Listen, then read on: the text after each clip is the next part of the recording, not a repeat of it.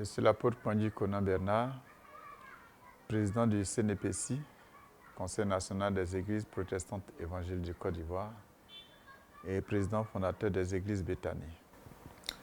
Je voudrais saluer les téléspectateurs de cette nouvelle chaîne qui viennent à nous pour les informations chrétiennes.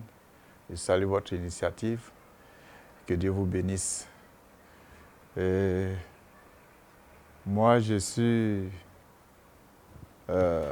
ravi de faire partie du corps de Christ ici en Côte d'Ivoire.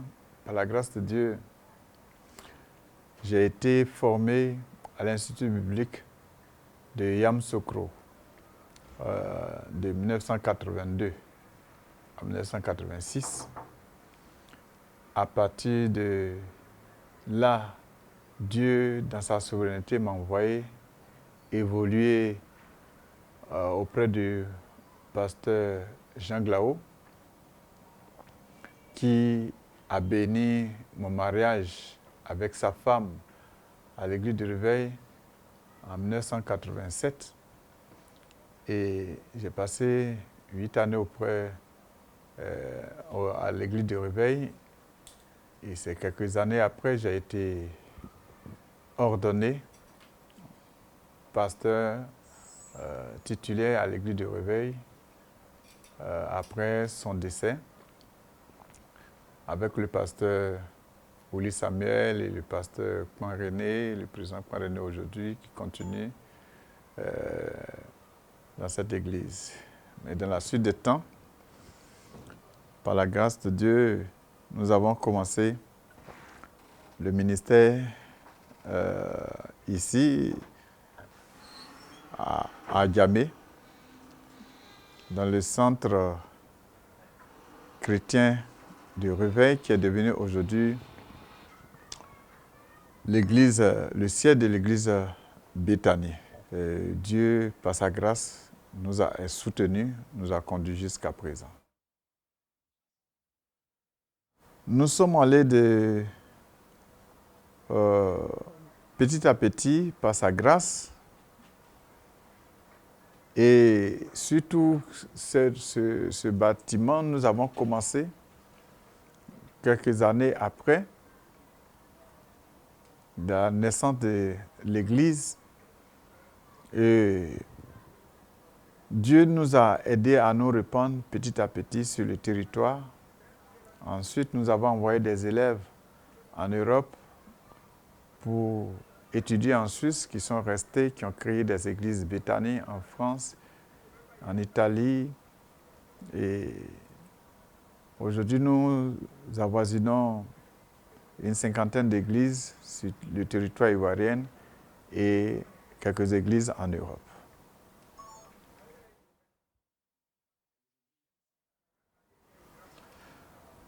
Nous ne parlons pas de réalisation, mais nous avons formé beaucoup de jeunes gens qui sont sur le terrain, comme pasteurs d'autant des églises qui sont hors de l'église Béthanie. Ils ont des milliers de chrétiens. D'autres sont avec nous à l'église Béthanie. Ils sont à l'intérieur du pays. Ils sont dans les 10 communes d'Abidjan. Nous avons, par la grâce de Dieu, construit ce temple. Nous avons d'autres temples construits ici à Abidjan comme à l'intérieur. Mais ce siège ici est construit. Nous l'avons commencé à l'utiliser depuis. Nous prévoyons, dans peu de temps, faire une dédicace au Seigneur. Et nous bénissons le Seigneur pour sa grâce, pour sa force qu'il nous a donnée jusqu'à présent. La réalisation de ce temple n'a pas été facile, mais Dieu était avec nous. Il a été toujours avec nous. Il a pourvu à nos besoins, sans apport extérieur. Nous bénissons le Seigneur pour les frères et sœurs qui ont été toujours sollicités et qui ont répondu à nos sollicitudes pour que nous arrivions à ce niveau. Et que Dieu les bénisse et à Dieu soit la gloire. Les difficultés sont les difficultés quotidiennes de tous les Ivoiriens. Nous avons traversé la crise que le pays a traversée. Vous ça nous a ralenti dans nos efforts. Ensuite, nous traversons encore la crise du Covid. Il y a des moments de crise financière dans la vie des uns des autres. Tout cela, quand il y a une crise qui se passe dans la vie de la communauté ivoirienne, nous ressentons. Mais toutes ces crises ne nous ont pas empêchés de persévérer et de continuer de bâtir. C'est donc avec joie que nous disons Ebenezer, qu'au travers de toutes ces crises, nous avons vu la main et la fidélité de Dieu.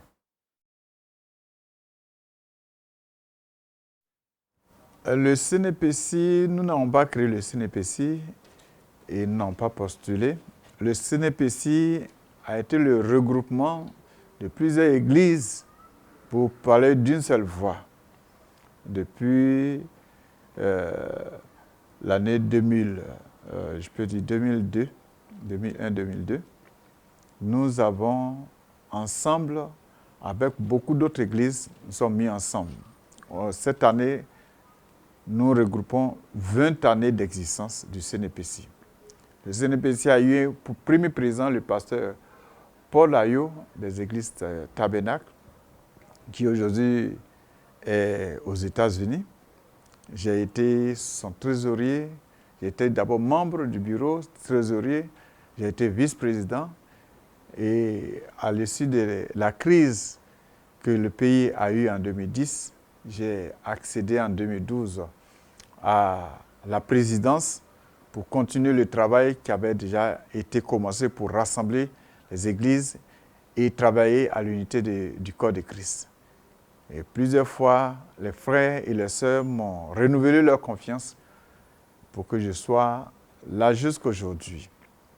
Je bénis donc le Seigneur pour cette équipe qui a été avec moi et nous avons pu construire et élargir les actions du CNPC qui a pour objectif essentiel le rassemblement du corps de Christ. Parce que l'unité nous fait gagner en temps, l'unité nous fait gagner en espace, l'unité nous fait montrer au monde que nous sommes un et que nous appartenons à Jésus-Christ. Ça a été sa prière principale. Donc le corps de Christ est notre objectif. Unir le corps de Christ pour que nous puissions parler en une seule voix, avoir des écoles, avoir des banques, posséder le territoire ivoirien et pourquoi pas au dehors. C'est cela notre objectif au CNPC. Et nous bénissons le Seigneur pour tous les frères et sœurs vaillants qui travaillent à cela jour et nuit. Le CNPC a eu à s'établir presque dans toutes les régions de la Côte d'Ivoire en 20 ans. Ce n'a pas été facile et nous avons pu faire adhérer à des assurances à nos adhérents, dont l'assurance santé et l'assurance que nous avons adhéré avec Sounou, qui protège la famille en cas de décès funèbre des parents, qui a consolé beaucoup d'autres parents. Nous avons aussi travaillé de sorte que les pasteurs puissent adhérer à une opération immobilière pour acheter des terrains qui est en bonne voie, ce qui a donné la force à beaucoup d'autres pasteurs qui peuvent s'acquérir un terrain et pourquoi pas un terrain pour leur église. Nous sommes en train d'acquérir aussi par des voies un terrain pour construire le siège officiel de notre mouvement, de notre fédération. C'est cela une fierté pour nous et c'est notre vision, c'est le désir. Nous bénissons le Seigneur qui nous aidera afin que ce rêve soit une réalité à la fin de ces 20 ans.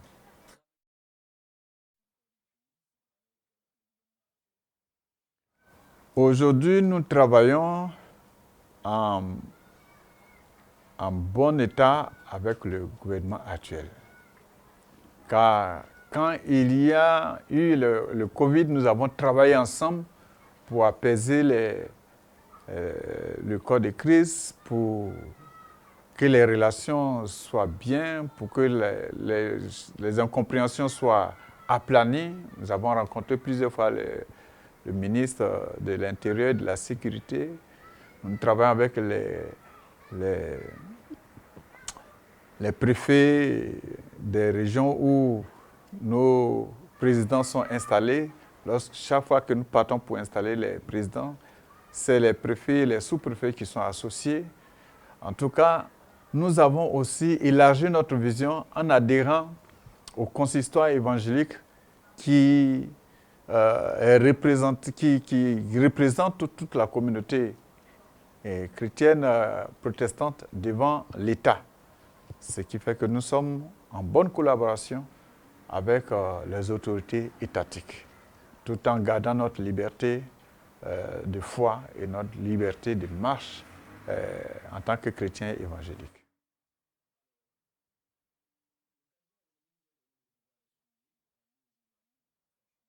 Je suis très jaloux de ma liberté spirituelle. L'État, je pense que vous faites référence aux rumeurs où on parle de 60 millions de reçus de l'État que j'aurais reçus, que le président Dion a reçu, que d'autres auraient reçu. Bon, nous avons dit cela dans des journaux, c'est quelque chose de déjà passé. Cela n'a jamais été une vérité pour nous. C'est pourquoi nous n'aimons pas tellement nous exprimer là-dessus, parce que c'est des rumeurs, nous ne vivons pas sur ces dernières choses, nous sommes trop responsables pour de telles choses. Nous savons que l'État a des subventions qu'il accorde à des églises évangéliques, de la FECI, du CNPC, de ceci et de bien d'autres. Nous, ce que nous recevons officiellement de l'État chaque année, c'est 2 millions de francs CFA. Et cette année, à cause de ces rumeurs, j'ai exigé que ce soit par chèque pour qu'il y ait preuve, pour ne pas qu'il y ait des... Si vous partez à notre trésorerie, ce chèque est là, en bonne et due forme. À part cela, nous ne savons pas de quoi il s'agit, des 60 millions ou bien 50 millions, on ne sait pas de quoi il s'agit.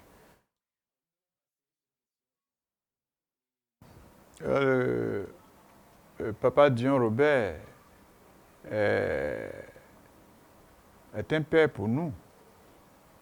C'est un collègue à mon père, le pasteur Jean Glao. Et c'est avec le pasteur Jean Glao que je l'ai connu. Et je l'ai connu avant le pasteur Jean Glao quand j'étais encore en formation. Ensuite, j'ai fréquenté son église quand j'étais encore élève pasteur. Donc, je ne peux pas l'appeler collègue, c'est un père. Et à présent, il nous couvre tous dans le consistoire pour la construction de l'unité du corps de Christ. Donc, nous avons de très bonnes relations. Nous nous réunissons régulièrement pour parler de la santé de l'Église, spirituelle, morale et matérielle. Donc, nous pouvons dire que nous avons de très bons rapports et il nous est très cher. C'est une bénédiction pour nous, c'est une bénédiction pour le corps de Christ. Un homme qui a réussi sa mission sur la terre. C'est comme je le dis, nous construisons l'unité du corps de Christ, que ce soit avec le pasteur Boignon de la plus vieille fédération de Côte d'Ivoire, la FECI, comme toutes les autres, nous sommes en de très bonnes relations. Ça y va de notre sécurité et de notre bonne marche. Tout bon chrétien, tout bien pasteur, nous devons être ensemble, unis, pour parler d'une seule voix dans les temps de paix comme dans les temps difficiles. Nous avons un seul maître, nous avons un seul objectif, le ciel, dont nous devons marcher ensemble. En tout cas, pour moi, nous sommes dans de très bonnes relations.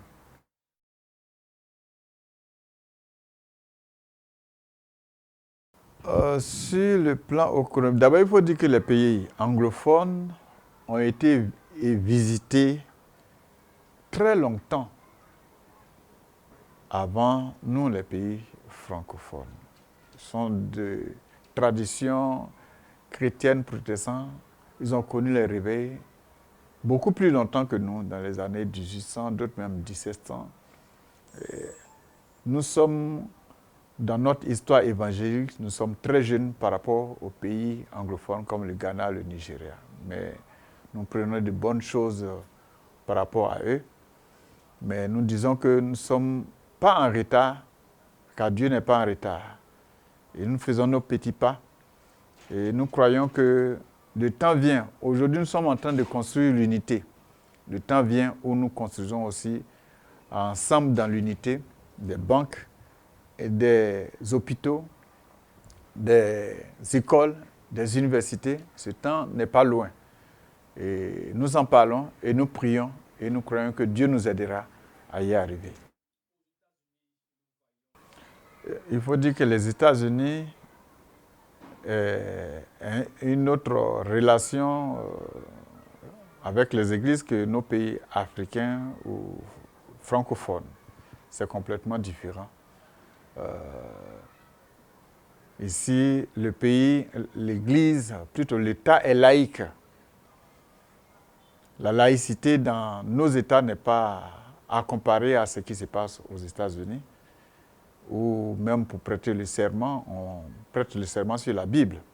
Donc ce sont des choses qu'on ne peut pas comparer à nos États. Cependant, l'État étant laïque, elle cultive de bonnes relations avec toutes les religions, que ce soit la chrétienté ou les autres religions qui sont sur le territoire ivoirien. L'État, étant laïque, a le devoir de nous traiter sur le même point d'égalité. C'est en cela que nous ne pouvons pas faire des comparaisons avec les États-Unis. Mon vœu, c'est que le corps de Christ en Côte d'Ivoire soit conscient de l'importance de l'unité pour laquelle nous prions et nous luttons. Car les temps à venir ne sont pas des temps toujours faciles. Tout le monde entier est conscient des temps à venir. Et chaque bloc s'unit, chaque bloc se met ensemble pour parler d'une seule voix, pour être assez fort. L'Église aussi, en Côte d'Ivoire, doit y penser. Et je prie Dieu que nous puissions arriver à être un seul corps en brisant les barrières. L'unité ne veut pas dire l'unicité. Nous pouvons être unis dans la diversité, mais parler tous au nom de Jésus et agir au nom de Jésus dans la diversité, mais même ensemble, pour la gloire de Dieu, nous allons gagner des grandes batailles. C'est mon vœu, c'est ma prière, et je crois que c'est possible au nom de Jésus. Que Dieu vous bénisse, c'est moi qui vous remercie.